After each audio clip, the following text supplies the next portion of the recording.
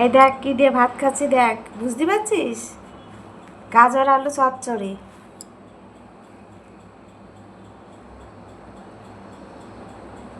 বলছে আমরা এরকমই খাই। এইভাবে খেয়ে কদিন বাঁচবো?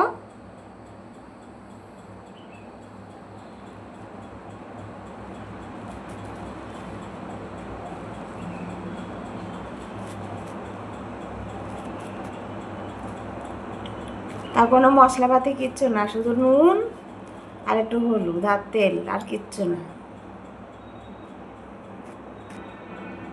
তাহলে এইটাই মশলা।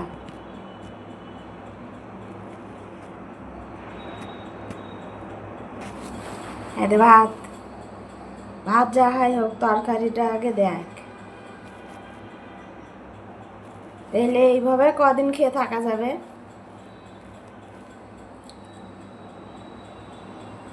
এই দেখ এখন একটু খেলাম, আর এই দেখ রাত্রির জন্যই ঢেকে রেখেছে। এই দেখ,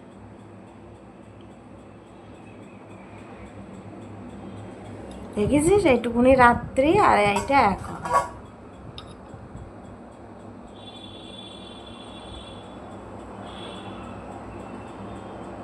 সবাই তোমরা বলো ভালো খাই ভালো খাই, ভালো জ্বালা আছে। যারা কাজ করে তারাই ঠাপটা জানে, আর কেউ জানে না পয়সাটা কত ঘাপে আসে।